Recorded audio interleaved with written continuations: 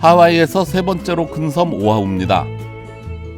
면적은 1600제곱킬로미터, 1000제곱마일로 미국에서는 20번째로 큰 섬이며 서울시의 3배 정도 됩니다. 와이키키, 호놀룰루 등 하와이에서 가장 번화한 도시들이 자리한 오아후 섬에는 하와이의 인구 3분의 2인 100만 명이 밀집해 있습니다. 발전된 대도시와 공활한 대자연이 공존하고 있는 이 섬은 세계 어디를 가도 찾아볼 수 없는 멋진 경관을 자랑합니다. 하와이의 특징상 오아후도 비가 많이 내리는데요. 1993년에는 247일 연속 비가 내렸던 기록이 있습니다. 여름 특집 2탄 하와이 3부작 세 번째 이야기 만남의 섬 오아후를 소개합니다.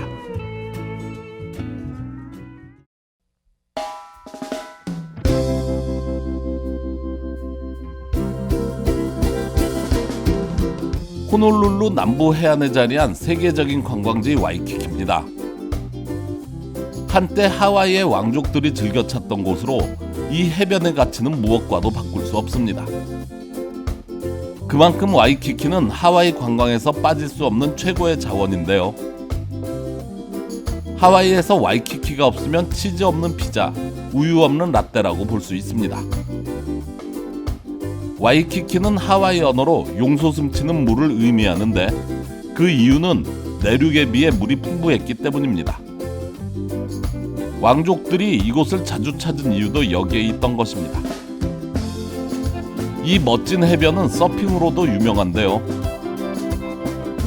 해변의 절반이 서핑을 즐기기에 좋은 환경으로 서핑 매니아들의 성지로도 불립니다. 그렇다면 와이키키가 서핑으로 유명해진 이유는 무엇일까? 한번 알아봐야겠습니다.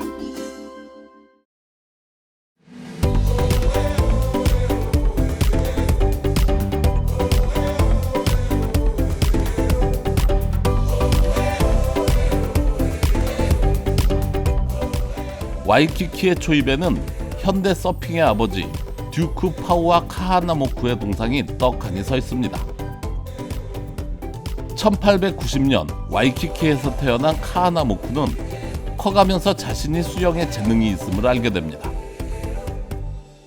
얼떨결에 출전한 대회에서 100m 세계 신기록을 세우더니 1912년에는 올림픽에 나가 금메달을 목에 걸었고 1920년 대회에서는 2개의 금메달을 더, 그리고 1924년 올림픽에서는 34세의 나이로 당당히 은메달을 차지합니다. 당시 카하나모쿠는 와이키키가 낳은 세계 최고의 스타였는데요. 유명세를 타다 보니 자연스럽게 자신이 즐기던 서핑이라는 스포츠가 세계에 알려졌으며 결국 현대 서핑의 아버지라는 별명을 갖게 됩니다. 이분의 활약을 알게 되고 난 저는 현대 서핑의 큰아버지라고 부르겠습니다.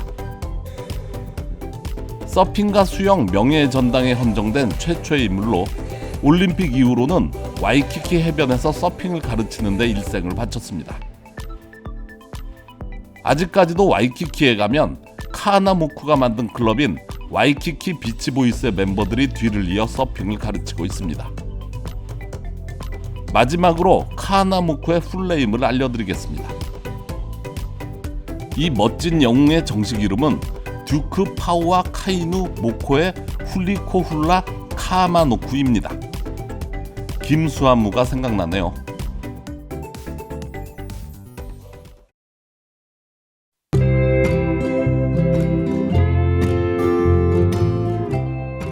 와이키키에서 북쪽으로 올라가면 태평양의 교차로라고 불리는 호놀룰루가 있습니다. 푸른 바다와 온화한 기후에 세워진 수많은 리조트 호텔들은 매해 100만 명의 방문객을 불러들입니다. 하와이의 주요 관문으로 호놀룰루를 통하지 않고는 하와이로 들어가는 길이 많지 않습니다. 국제공항은 세계 대부분의 도시들과 연결돼 있으며 항구 또한 연간 1000만 톤 이상의 화물이 오고 가는 중요한 경제 요충지입니다. 항구의 또 다른 역할은 화물뿐 아니라 사람들의 출입 지역으로도 중요한데요. 동부로 가는 이민자들이 자유의 여신상을 보며 뉴욕으로 들어간다면 서부 지역은 하와이의 알로하 타워를 보면서 아메리칸 드림의 꿈을 키웠다고 합니다. 하와이를 통해서 들어온 이민자들 중에는 동쪽 먼 나라에서 온 한국인들도 있었는데요. 여기서 잠깐 한인 최초의 이민자들에 대해서 알아봐야겠습니다.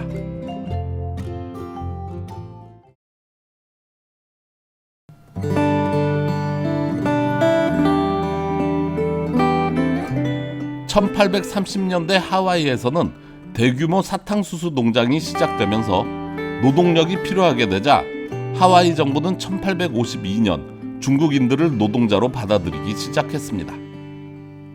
하지만 1882년 중국인 배제 법령이 시행되며 중국인들의 이민을 금지하자 1885년부터는 일본인들을 받아들이기 시작했습니다. 당시 값싼 노동력을 앞세운 일본인들이 몰려들어오며 1890년경에는 하와이 노동자들의 80%가 일본인들로 채워졌습니다. 하와이에 온 일본인들은 노동에 비해 턱없이 적은 임금에 불만을 품기 시작했고 결국 처우 개선과 임금 인상을 앞세우며 파업에 들어가곤 했습니다. 백인 농장주들은 이런 일본 노동자들의 세력을 약화시키기 위해 한국과 필리핀, 포르투갈 등에서 새롭게 이민을 받기 시작했습니다. 그리고 1903년 1월 13일 102명의 한국인들을 실은 갤리코가 인천항을 떠나 호놀루루에 도착합니다. 당시 이들은 합법적인 절차를 통해 들어온 이민자들이었지만 거의 노예와 같은 취급을 받으며 중노동에 시달렸다고 합니다. 또 미국 문화에 동화되기보다는 한국식 풍습을 그대로 유지했으며 한복을 입고 해마다 고종 황제의 생일잔치, 설날, 추석 등을 지냈다고 알려졌습니다. 하와이 한인사회는 힘을 써야 하는 노동자들이 중심으로 이루어진 커뮤니티로 남성에 비해 여성의 숫자가 턱없이 부족했습니다. 이러한 문제를 해결하기 위해 한국에서 신부들을 데려오기 시작했는데 너무 먼 거리로 인해 만날 수는 없었고 사진을 통해 신부감을 구할 수 있었습니다. 그 당시 결혼을 전제로 미국에 들어오는 여성들을 사진 신부라고 불렀는데요. 그 시절에도 요즘처럼 사진빨에 속는 총각들이 많았을 것으로 추측됩니다. 몽 감독 역시 총각 시절의 이상형은 현모양처였습니다. 막상 살아보니 아내는 현모양처가 아니라 현모왕초였습니다. 아무튼 1910년부터 미국 이민법에 의해 한국인들의 이민을 금지했던 1924년까지 모두 1000명의 사진 신부들이 하와이로 들어왔고 그중 115명의 신부들은 캘리포니아로 이주해 가정을 이뤘습니다. 시커먼 총각들만 있던 한인사회에 사진 신부들이 유입되면서 이루어진 가정에서 태어난 이민 2세들이 생겨나면서 한인들은 어느 정도 안정된 커뮤니티로 변모하기 시작합니다. 특히 부지런한 한인들은 서서히 노동자의 일을 벗어나 자영업이나 농장주가 되기도 했습니다. 이민 1세대의 시대였던 1910년부터 1924년까지 한인들은 노동자와 사진신부 외에도 일본의 지배에서 벗어나기 위해 미국으로 건너간 정치 망명자들도 있었습니다. 이승만을 비롯해 안창호, 서재필 등이 이에 속하는데요. 이들은 유학생 신분으로 미국에 들어와 조국의 해방을 이룰 때까지 한국의 독립을 위해 모든 것을 바쳤으며 한인사회에서는 명망 있는 지도자로 활동하기도 했습니다. 이들이 이끌던 한인사회의 구성원들은 대한민국의 독립을 위해 십시일반 돈을 모아 독립자금을 만드는 데 큰 기여를 했습니다. 당시 미주 한인들은 적게는 매달 들어오는 수입의 반 이상을 독립자금으로 보태기도 했으며 어떤 이들은 수입의 90% 이상을 보내는 사람들도 있었습니다. 이렇게 구성된 한인 이민사회는 1945년 독립을 쟁취하기까지 하와이에서는 6,500명, 캘리포니아를 중심으로 한 본토에는 3,000명가량이 미국 땅에 살고 있었습니다. 그런데 말입니다. 갤리코를 타고 미국에 들어온 이들보다 먼저 이주한 한인들이 있었다는 사실을 알고 계시나요? 미주 한인 이민 역사에 대해서는 아직도 할 얘기가 많이 남아있어 잠시 후 군만두 영상에서 계속하겠습니다.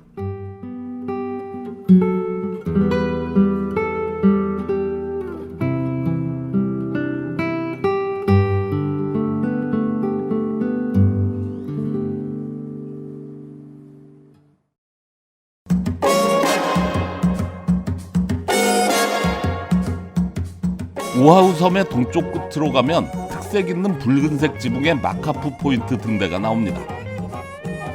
마카프 포인트는 미 서부 해안에서 호놀루루로 들어오는 선박의 상륙 지점으로 등대는 1906년 건설 당시 세계 최고의 시스템을 갖춘 타워였습니다. 1977년 국가사적지로 등재되었고 현재는 하이킹 코스가 방문객들을 맞이하고 있습니다. 하와이 언어로 두 개의 바다를 의미하는 카일루아 해변입니다. 오아후의 주거 지역으로 오바마 전 대통령의 겨울 백악관이 있던 지역입니다. 쿨라우 마운틴은 동쪽에서 불어오는 바람을 막아주는 병풍 역할을 합니다.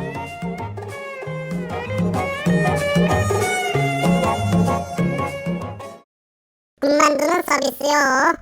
오늘은 우리 동네 중국집 왕 사장님이 프랑스식 요리를 개발하셨다는데요. 프랑스 스타일의 죽, 봉주룩이랍니다. 오늘의 서비스 영상 나갑니다.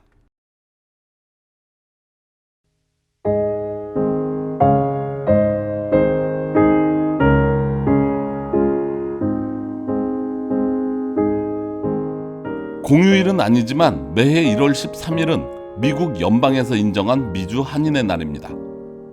한인의 날이 1월 13일로 제정된 이유는 1903년 1월 13일 갤리코를 타고 하와이로 들어온 첫 번째 한인 이민자들을 기리기 위해서 정해진 것인데요. 정확하게 이야기하자면 이들보다 먼저 미국에 이민 온 한인들이 있었습니다. 한국인 최초의 이민자 집단은 1885년에서 1888년 사이 유학생, 외교관, 상인, 그리고 갑신정변의 실패로 망명을 추구하는 정치인 등이었습니다. 당시의 정확한 기록은 남아있지 않으나 50여 명의 조선인들 가운데는 1885년에 입국한 독립운동가 서재필 박사가 있습니다. 안창호 선생 역시 갤리코가 도착하기 1년 전인 1902년 부인과 함께 유학길에 올랐습니다. 그렇다면 미국으로 이주한 최초의 한국인들이 지금 이야기하는 50명일까? 아닙니다. 2000년대 초반 한국 KBS에서 방영된 다큐멘터리에 따르면 최초로 미국에 입국한 한국인은 1850년대 유타주의 한 탄광에서 광부로 일하던 조선인으로 밝혀졌습니다. 당시 여러 명의 일본인 광부들이 탄광의 갱구가 무너져 죽었다는 기록의 문서와 함께 그들의 비석으로 추정되는 무덤들이 발견됐는데요. 비석에는 한국식 한자 이름이 있었으며 당시 광부 인명록에 기록된 자료에도 조선인으로 추정되는 이름이 있었습니다. 어떤 경로로 미국 땅을 밟았는지는 알 수 없지만 당시 조선인보다 미국 이주가 빨랐던 중국인 또는 일본인과 함께 입국했을 것으로 추측됩니다. 여름 특집 2탄 하와이 4부작 마지막 편은 오아후에 이어 하와이에서 네 번째로 큰 섬 카우아이 섬을 소개합니다.